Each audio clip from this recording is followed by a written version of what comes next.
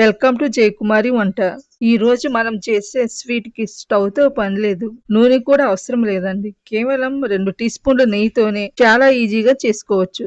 నోట్లో వేసుకుంటే మెత్తగా కరిగిపోయే ఈ స్వీట్ ని ఇంట్లో ఎలా చేసుకోవాలో చూద్దాం రండి. ముందుగా ఒక మిక్సీ జార్ తీసుకుని అందులో 1 కప్పు పుట్నాలు వేసుకోవాలి. మెత్తగా పొడి అయ్యే వరకు మిక్సీ పట్టుకోవాలి. చూడండి, ఇలా మెత్తగా పొడి చేసుకున్న తరువాత ఇందులో కొంచెం రవ్వగా ఉంటే ఒకసారి జల్లించుకోవాలి. ఇలా జల్లించుకుంటే పుట్నాల పిండి చాలా మెత్తగా వస్తుంది కాబట్టి ఈ పని మాత్రం తప్పకుండా చేసుకోండి. జల్లించిన తర్వాత వచ్చిన మెత్తని పుట్నాల పిండిని పక్కన పెట్టుకోవాలి. ఇప్పుడు అదే మిక్సీ జార్ లో కప్పు పంచదార, అరకప్పు కొబ్బరి తురుము వేసుకోవాలి. మీ దగ్గర కొబ్బరి తురుము లేకపోతే కొబ్బరి పొడి కూడా వేసుకోవచ్చు. ఇందులో 2 యాలకులు వేసుకుని మెత్తగా మిక్సీ పట్టుకోవాలి. ఇప్పుడు మనం ముందుగా తయారు చేసి పెట్టుకున్న పుట్నాల పిండి తీసుకోవాలి. ఇందులో సన్నగా తరిగి పెట్టుకున్న డ్రై ఫ్రూట్స్ వేసుకోవాలి. ఇప్పుడు 2 టీ స్పూన్లు నెయ్యి వేసుకోవాలి. అలాగే మనం మెత్తగా చేసి పెట్టుకున్న కొబ్బరి, పంచదార మిశ్రమం కూడా ఇందులో వేసుకోవాలి. ఇవన్నీ బాగా కలుపుకోవాలి. ఇప్పుడు ఇందులో పాలను కొద్దిగా పోసుకుంటూ పిండిలా కలుపుకోవాలి. పాలు ఒకేసారి మొత్తం పోయకండి,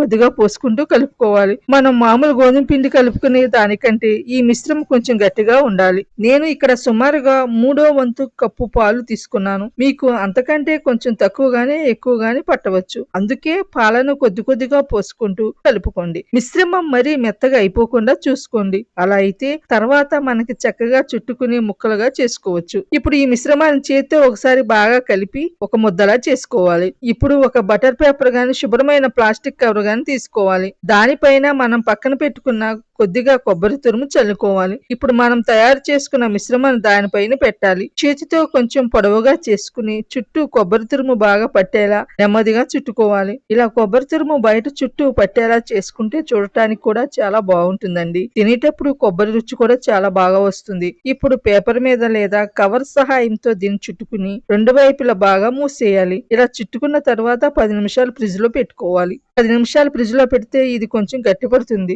అప్పుడు మనకు ముక్కలుగా కోసుకోవటం చాలా సులభంగా ఉంటుంది. 10 నిమిషాల తర్వాత ఫ్రిడ్జ్ లోంచి తీసుకోవాలి. ఇప్పుడు పేపరు లేదా కవర్ తీసేసి మనకు నచ్చిన విధంగా ముక్కలు కట్ చేసుకోవచ్చు. నేనైతే ఈ రోజు సింపుల్ గా ఇలా కోసుకున్నాను. చూడండి, ముక్కలు ఎంత చక్కగా వచ్చాయో. ఇలా ముక్కలుగా కోసుకుని ప్లేట్ లో పెట్టుకోవటమే. చూసారుగా, స్టవ్ మీద పెట్టాల్సిన పని లేదు, నూనెలో వేయాల్సిన పని లేదు. కేవలం పుట్నాలు, కొబ్బరి, పంచదార, కొంచెం నెయ్యి, పాలు వేసుకుని ఎంతో ఈజీగా ఈ స్వీట్ రెడీ అయిపోయింది. పాలు వేసి చేస్తున్నాం కాబట్టి ఎక్కువ రోజులు బయట పెట్టకుండా ఫ్రిడ్జ్ లో పెట్టుకుని తినటం మంచిది. చాలా మెత్తగా ఉండి నోట్లో వేసుకుంటే ఇట్టే కరిగిపోయేలా ఉంటుంది. మీరు కూడా ఈ స్వీట్ ని ఇంట్లో తప్పకుండా ట్రై చేసి చూడండి. మీకు ఎలా కుదిరిందో కింది కామెంట్స్ లో నాకు చెప్పండి. వీడియో నచ్చితే ఒక లైక్ చేయండి. మా ఛానల్ సబ్స్క్రైబ్ చేసుకోవటం మర్చిపోకండి.